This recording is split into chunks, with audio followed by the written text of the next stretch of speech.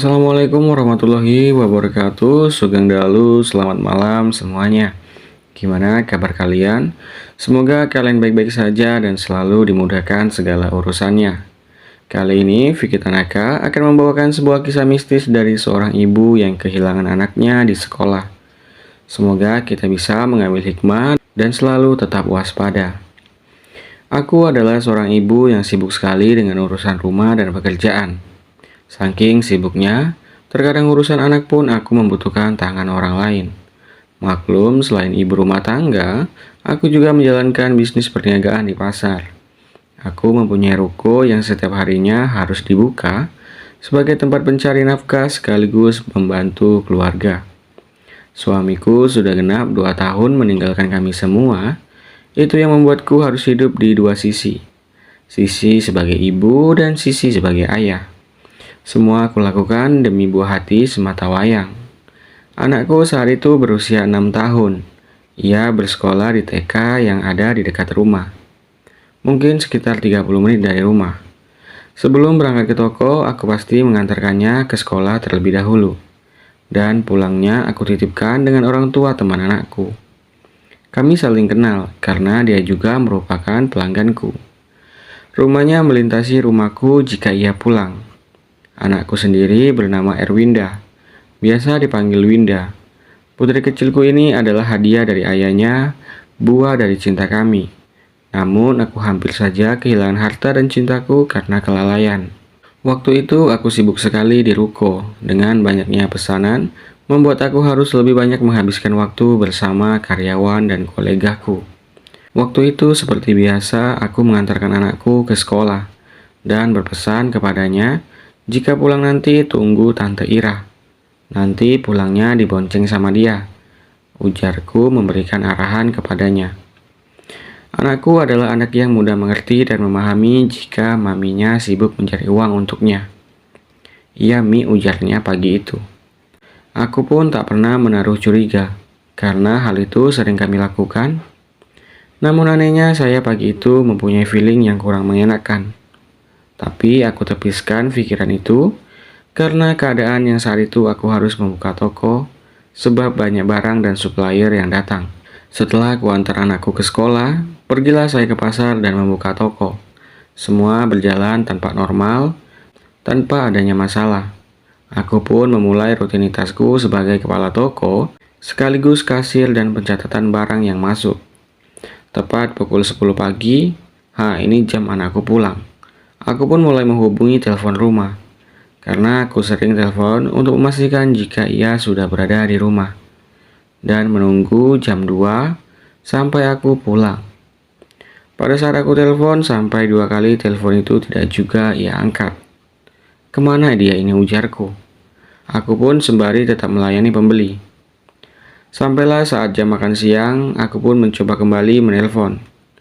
Kupikir telepon yang tadi mungkin dia di dapur sedang makan atau dia sedang di kamar mandi. Namun ketika jam makan siang itu selesai, tak jua dia angkat telepon dariku.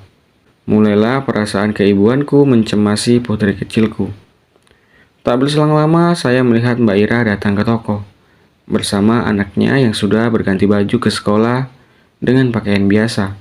Mbak, Winda sama Mbak nggak tadi, tanyaku padanya. Enggak Mbak, kirain Mbak jemput. Sempat saya tungguin sih di gerbang, tapi dia nggak muncul-muncul. Kata teman-temannya sudah pulang duluan. Kala itu anak Mbak Ira adalah murid kelas 1 SD, sedangkan Winda baru di taman kanak-kanak. Jadi beda kelas. Memang sekolah anak kami digabung, mulai dari TK, SD, dan SMP. Hanya berbeda di gedung saja. Ya Tuhan, kataku. Aku nggak ada jemput loh Mbak, sambil merapikan buku dan kertas bon yang berserakan.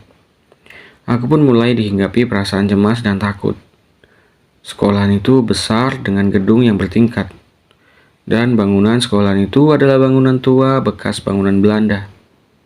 Setelah selesai merapikan semua, aku pun memanggil Mamat. Ia adalah orang kepercayaanku di toko. Mat, kamu handle ini semua, aku mau jemput anakku, ujarku. Iya Mbak, katanya. Aku pun tanpa menghiraukan Mbak Ira lagi yang sedang memilih-milih belanjaan. Kurai kunci mobilku dan langsung menuju ke sekolahan anakku. Sesampainya di sana, saya langsung menanyakan pada Peter di sana. Ia pun bertanya ciri-cirinya seperti apa. Aku pun menyebutkan ciri-cirinya dan namanya serta kelasnya. Coba Mbak masuk aja, nanti ketemu suster di sana. Coba tanyakan lagi, karena saya nggak begitu paham dengan anaknya. Tanpa berterima kasih lagi, aku dengan cepat melangkah ke dalam. Ketika sudah berada di dalam, aku bertemu dengan suster. Seperti barusan, aku pun bertanya dan memberikan ciri-cirinya. Lama aku menjelaskan, namun akhirnya ia juga tak mengetahuinya. Yesus, kata saya sambil menggigit jari dan mengerutkan dahi. Tak lama kemudian datanglah seorang bapak membawa alat pel dan ember. Lalu suster itu pun bertanya, "Mas Paimin sini," ujarnya. "Tadi mas di gedung TK toh? Ada nggak anak TK yang keluar dari kelas Simon?" Ujar salah satu suster. "Ada mbak," ujarnya. "Anak perempuan," ujarnya lagi. Saya yang di sampingnya mendengar itu. Mas, ujarku. "Sekarang dia di mana?" "Sudah pulang," ujarnya. "Tadi saya lihat dia dijemput." "Lah gimana sih ini? Saya lihat mbak sendiri yang jemput.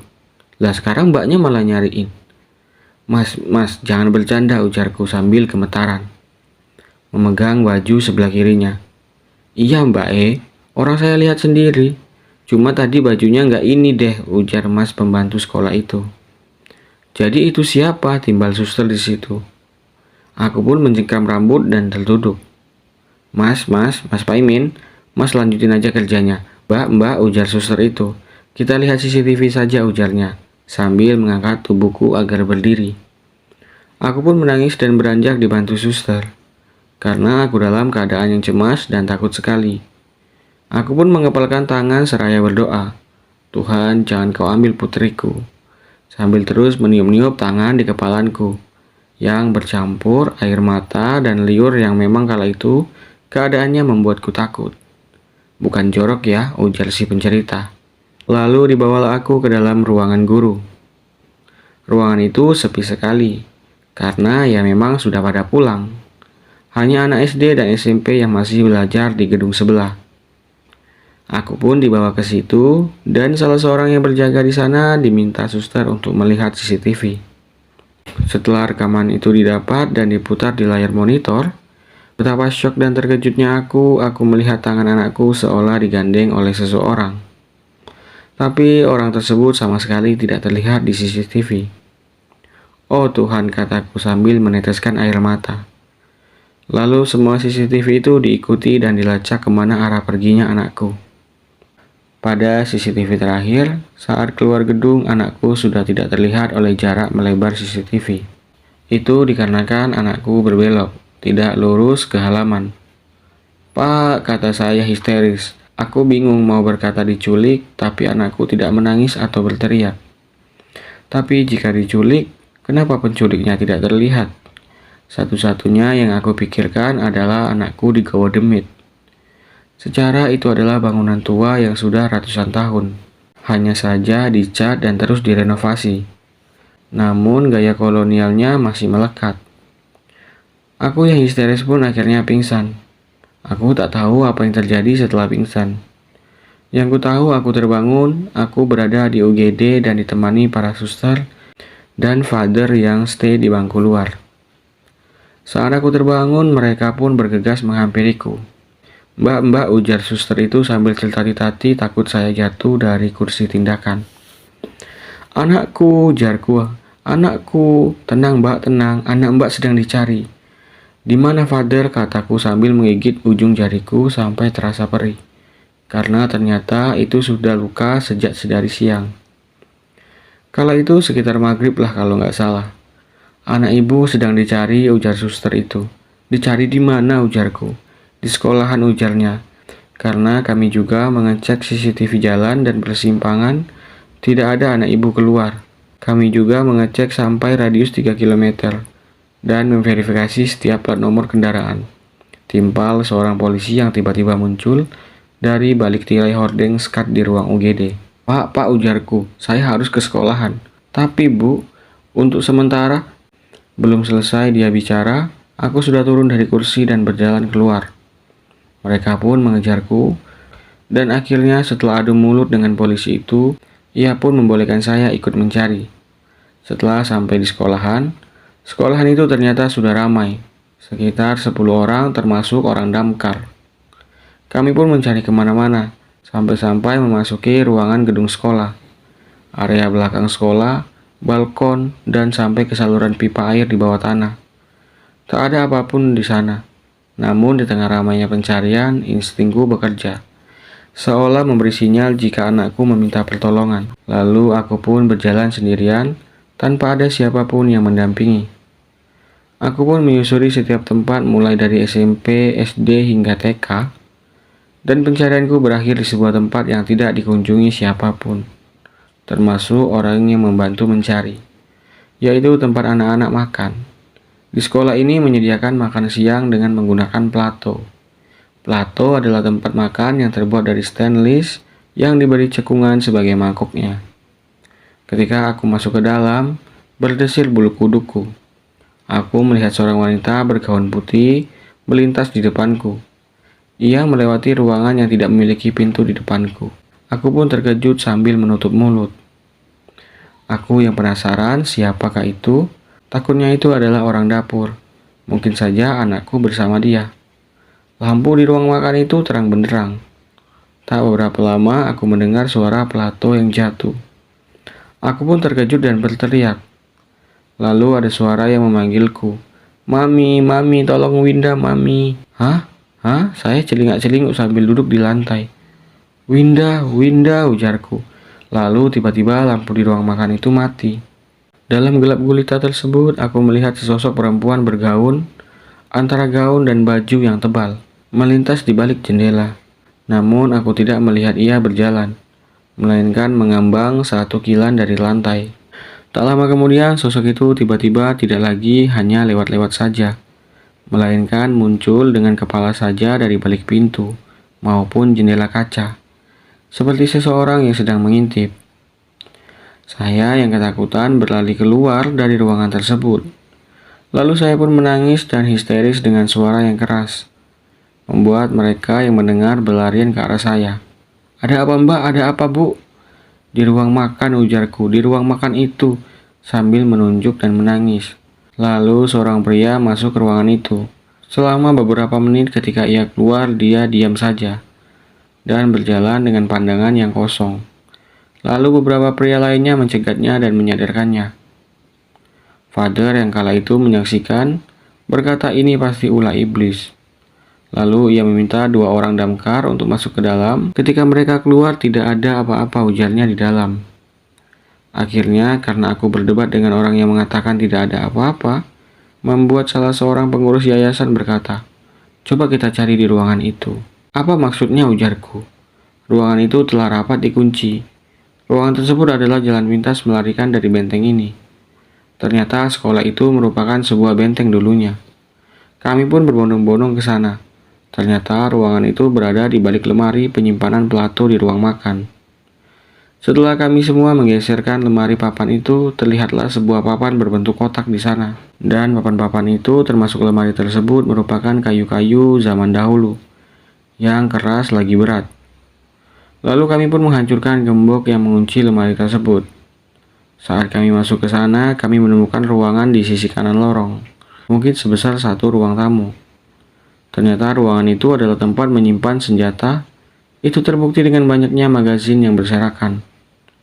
Dan di sana kami melihat sesosok makhluk yang sedang menggendong anakku. Ternyata benar jika anakku disembunyikan oleh Medi atau disembunyikan oleh setan. Aku memanggil namanya, namun ia diam saja. Tak lama, Father membawa segelas air dan menyiram makhluk tersebut. Entah dia kesakitan atau marah, yang aku lihat dia menjatuhkan anakku ke tanah, dan itu membuatnya bangun dari buayan itu. Di sini aku langsung mengejar dan menggendongnya. Lalu sesegera mungkin untuk keluar dari tempat itu, karena tempat itu selain pengap juga berbau busuk. Mungkin saja makhluk itu adalah roh atau seseorang yang pernah terbunuh di situ dulunya. Entahlah, yang terpenting anakku sudah kembali. Saat kami keluar dan menutup pintu papan itu kembali, aku melihat makhluk itu dari ruang makan muncul di lorong ruang bawah tanah tersebut. tersenyum sambil melambaikan jari panjangnya padaku. Entah apa maksudnya. Setelah semuanya sudah selesai, saya pun mengucapkan banyak-banyak terima kasih kepada semua yang terlibat. Dan berjanji mulai saat itu aku tiap hari stay dari pagi sampai jam 10 untuk menjaga anakku. Pulangnya baru aku ke pasar. Terkadang juga aku mengajaknya, takut jika terjadi hal serupa padanya di rumah.